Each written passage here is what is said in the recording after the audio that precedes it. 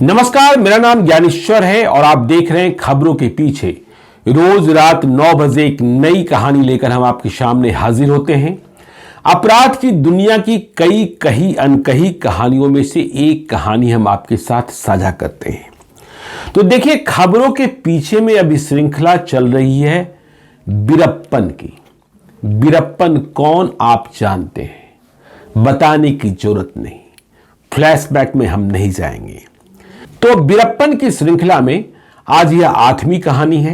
इसका आशय यह हुआ कि खबरों के पीछे में वीरप्पन की श्रृंखला एपिसोड नंबर 305 से शुरू हुई और आज हम हैं एपिसोड नंबर 312 में। तो देखिए, वीरप्पन की कहानी जो आज हम बताना चाहते हैं वह बहुत ही महत्वपूर्ण तारीख है, 9 अप्रैल 1993, 1993। और इसके पहले वीरप्पन ने कर्नाटक के बहुत ही जांबाज आईपीएस, जो वीरप्पन को जिंदा या मुर्दा पकड़ने के लिए एसटीएफ बनाई गई थी, उसके इंचार्ज थे पी हरिकृष्णा, उसे वीरप्पन मार चुका था। साथ में बहुत ही बहादुर इंस्पेक्टर शकील अहमद भी मारे गए थे, चाल में फंस गए थे। मुखबिर कमला नायिका को भी वीरप्पन ने मार दिया था।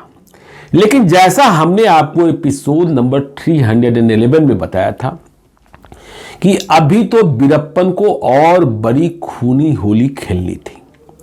तो देखिए, जब इसने कर्नाटक में एसपी हरिकृष्णा को मारा, इंस्पेक्टर शकील अहमद को मारा, तो इसके पीछे एसटीएफ का अभियान और तेज हुआ।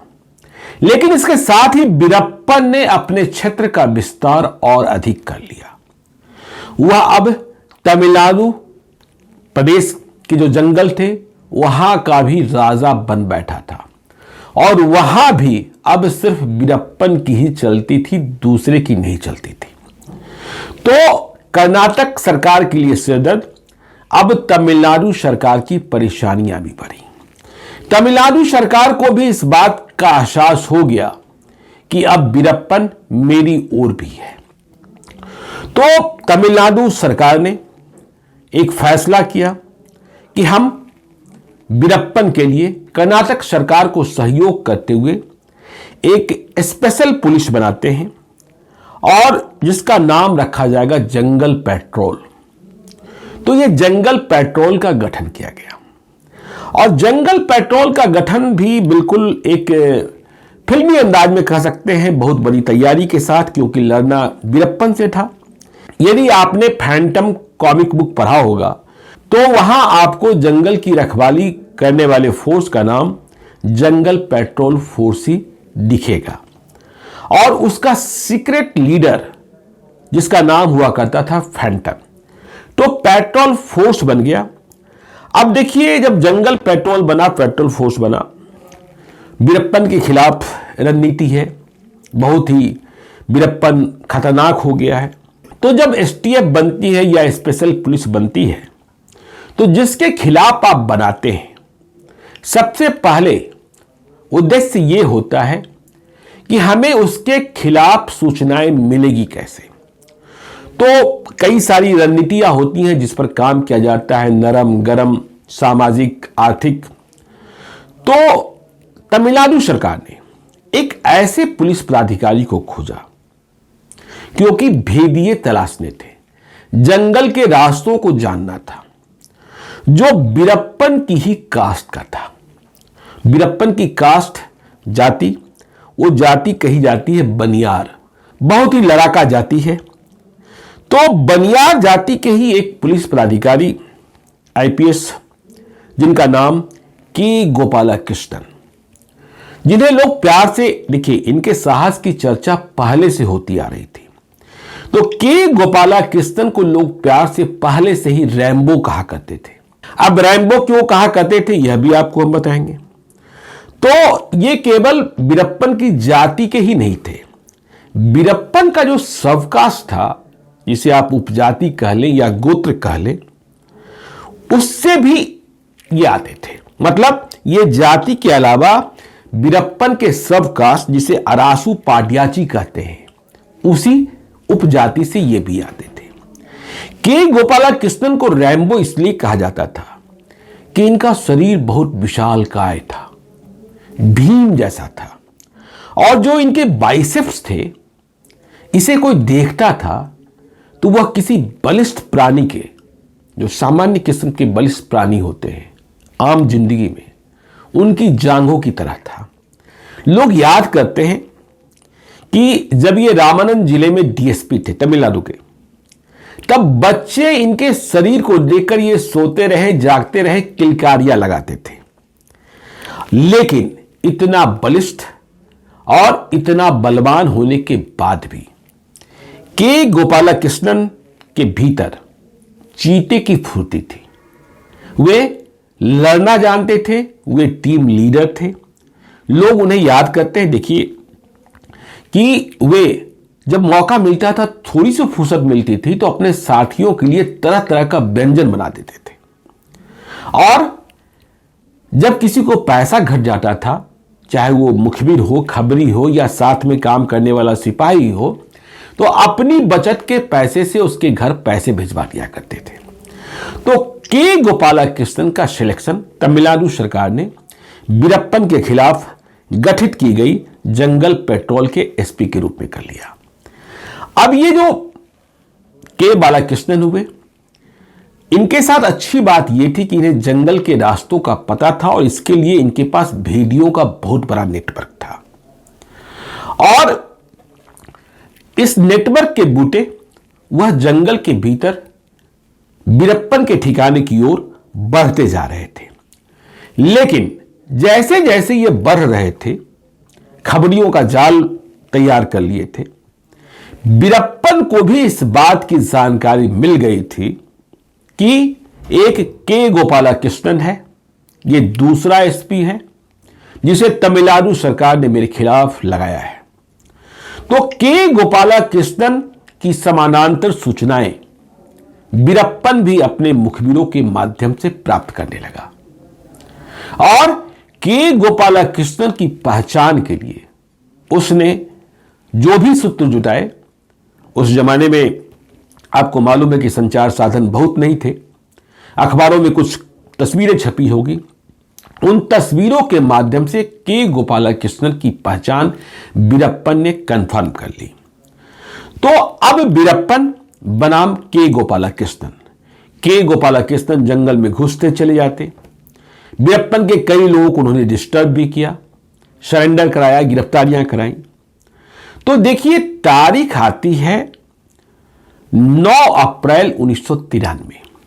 यह दिन था शुक्रवार, लेकिन यह महज शुक्रवार नहीं था, यह गुड फ्राइडे का दिन था। तो गुड फ्राइडे के दिन वीरप्पन फिर से एक नई चाल गढ़ता है, क्योंकि उसे बहुत बड़ी खूनी होली खेलनी है। चाल यह गढ़ता है कि वह एक गांव है कोलाथूर, वहां एक बहुत बड़ा सा बैनर लगवा देता है। और यह जो बैनर लगवाता है वीरप्पन, उसमें तमिलनाडु पुलिस के खिलाफ बहुत सारे ताने लिखे हुए हैं तमिल भाषा में। आप कह सकते हैं भद्दी भद्दी गालियां लिखी हैं, और सीधे तौर पर गोपालकृष्णन और तमिलनाडु पुलिस की मर्दानगी को चुनौती दी जा रही है कि तुम सभी हिजड़े हो, तुम मुझे क्या पकड़ सकते हो, तुम में हिम्मत नहीं है। और यह कहा जाता है कि देखो, मैं तुम्हें बताना चाहता हूं, वीरप्पन बता रहा है, मैं सुराइका माडबू गांव में बैठा हुआ हूं। हां, गांव का नाम बता रहा हूं, सुराइका माडबू गांव में बैठा हुआ हूं। यदि तुम्हारे भीतर हिम्मत है, गोपालकृष्णन को हिम्मत है, तमिलनाडु पुलिस को हिम्मत है, कर्नाटक पुलिस को हिम्मत है, तो आओ मुझे पकड़ो, देखते हैं तुम्हारे भीतर कितनी मर्दानगी है। तो यह बैनर बिल्कुल ललकारने जैसा है। और एक बात आपको और बताएं कि जो खबरियों का जाल था के गोपालकृष्णन का, उन खबरियों के जाल में एक बहुत ही महत्वपूर्ण शख्स था जिसका नाम था कोदंडयापन। तो ये जो कोदंडयापन था, इसे आप कह सकते हैं कि गोपालकृष्णन के वीडियो में चीफ ऑफ स्पाई था, मतलब जासूसों का चीफ था, और यह सबसे सीनियर था। अब यह क्यों चीफ था, इस बात को भी समझिए। क्योंकि चीफ इसलिए था कि तब के जमाने में, जब 1993 की बात हो रही है, वीरप्पन का सबसे खास और सबसे अधिक भरोसे का साथी माना जाता था गोविंदन। वीरप्पन के गिरोह में गोविंदन का रैंक नंबर 2, नंबर 3 या नंबर 5 के अधीन आता था। तो यह जो कोदंडयापन था वह गोविंदन का बड़ा भाई था, इसलिए इसे सब कुछ पता था वीरप्पन के बारे में। और ऐसा नहीं कि वीरप्पन से यह मिला हुआ नहीं था, यह पहले वीरप्पन के साथ रहा था, लेकिन वीरप्पन के साथ कोदंडयापन तब था जब वीरप्पन सिर्फ हाथियों को मारा करता था। आगे जब वह और आतंक बनता चला गया तो कोदंडयापन ने वीरप्पन का साथ छोड़ दिया था, भाई गोविंदन रह गया था। कोदंडयापन अब अपनी जिंदगी जी रहा था, लेकिन किसी न किसी बहाने, किसी न किसी कारण से वह तमिलनाडु पुलिस के जंगल पेट्रोल में शामिल हो गया था और इसके एसपी गोपालकृष्णन का बहुत करीब हो गया था। तो जब गोपालकृष्णन को 9 अप्रैल 1993 को इस बात की खबर मिली कि यह बैनर टंगा है और तमिलनाडु पुलिस की मर्दानगी को चुनौती दी जा रही है, मुझे ललकारा जा रहा है, तो गोपालकृष्णन का खून खौल उठा। देखिए, आज मैं मानता हूं गोपालकृष्णन को यह बात समझनी चाहिए थी कि यह चाल है, लेकिन पता नहीं वे क्यों नहीं समझे। तो गोपालकृष्णन को लगा कि इस तरीके से वीरप्पन हमें चुनौती देगा कि हम यहां बैठे हैं, तुम्हारे भीतर हिम्मत है तो आकर पकड़ो। तो गुस्से में गोपालकृष्णन ने अपनी पूरी टीम को तैयार होने को कह दिया और कहा कि आज चलेंगे, आज जो होगा आमने सामने होगा, नहीं छोड़ेंगे, मार डालेंगे। और खबरियों का जो जाल था, देखिए गोपालकृष्णन को भी जंगल के रास्ते पता थे, लेकिन उसने खबरियों के पूरे जाल को भी अपने साथ कर लिया। पर यहां एक बात गौर कीजिएगा, गोपालकृष्णन जहां इस ललकार में, जहां इस चाल में फंस रहे थे, वहीं जो कोदंडयापन था, जो गोविंदन का बड़ा भाई था, उसने गोपालकृष्णन को सावधान किया, कहा कि देखिए सर, मुझे सब कुछ ठीक नहीं लग रहा है। लेकिन वे तो बिल्कुल आग बबूला थे, उन्हें तो निपटना था। तो गोपालकृष्णन ने कोदंडयापन को कहा कि तुम्हें कोई समस्या है क्या, क्यों रोकने की कोशिश कर रहे हो। तो कोदंडयापन ने बहुत समझाया, कहा कि ठीक है, जब आप चलेंगे तो मैं भी चलूंगा, लेकिन हम सभी को होशियार रहना होगा। तो इस तरीके से करीब 45 लोगों की टीम तैयार हुई, जिसमें स्पाई, कर्नाटक और तमिलनाडु पुलिस के दस्ते शामिल थे। लेकिन देखिए, संयोग खराब होना प्रारंभ हो चुका था, या यूं कहें कि दुर्घटना संकेत दे रही थी, लेकिन गोपालकृष्णन माने नहीं। तो जहां वीरप्पन ने बुलाया था कि मैं बैठा हूं, वहां जाने के रास्ते में एक पलार ब्रिज था। तो ये जो पलार ब्रिज था, ये पलार ब्रिज कर्नाटक और तमिलनाडु की सीमा पर था, मतलब ब्रिज के एक ओर तमिलनाडु, दूसरी ओर कर्नाटक। तो जब गोपालकृष्णन जीप से, साथ में पीछे में और भी लोग होंगे, जीप ही होंगी, तो पलार ब्रिज पर पहुंचे तो गोपालकृष्णन की जीप खराब हो गई। इसलिए मैंने कहा कि देखिए, आगे कुछ गड़बड़ है, संकेत तो मिलना शुरू हो गया था, लेकिन गोपालकृष्णन माने नहीं। फिर उन्होंने, जब जीप खराब हो गई, तो पलार ब्रिज पर उन्होंने कर्नाटक पुलिस की 2 बसें ले ली। अब यह भी कह सकते हैं कि उन्होंने बस चेंज करने का फैसला रणनीतिक तौर पर लिया, लेकिन खैर उन्होंने 2 बसें ले ली और पहली बस जो आगे आगे चल रही थी, उसमें वे स्वयं सवार हुए और साथ में 15 खबरी, मतलब भेदिए, जिन्हें रास्ते का पता था, जिन्हें लोगों की पहचान थी, और 4 पुलिस वाले, 2 फॉरेस्ट गार्ड। पीछे दूसरी बस में इंस्पेक्टर अशोक कुमार, इनका भी जिक्र आगे की कहानियों में आएगा। बहुत ही बहादुर वीरप्पन की लड़ाई में। और साथ में तमिलनाडु पुलिस के 6 पुलिस वाले, कर्नाटक सरकार का पुलिस रक्षा दल जो वहां मौजूद था। तो ये दोनों बसें उस गांव की ओर बढ़ने लगी जहां वीरप्पन ने बुलाया था कि आकर मुझे पकड़ लो। जो रास्ता था वह रास्ता एक ही था, जाने को भी आने को भी। पता नहीं गोपालकृष्णन ने क्यों नहीं समझा कि इस रास्ते में ही वीरप्पन क्यों बुला रहा है। वीरप्पन के पास डायनामाइट है, बारूदी सुरंग बिछाने की कला है। आपको पता है कि डायनामाइट कहां से इसने प्राप्त किया था। जब इसने प्रारंभ किया था तो इसने कर्नाटक के जंगलों में जो ब्लैक ग्रेनाइट के माइंस थे उनकी माइनिंग पर धावा बोला था। और जो माइंस वहां ब्लैक ग्रेनाइट के माइंस चलाते थे उन्हें किडनैप किया था। किडनैप करने के बदले फिरौती वसूली थी और साथ में वो डायनामाइट जो खदानों को उड़ाने के लिए दिया जाता था सरकारी तौर पर, उसे अपने पास रख लिया था।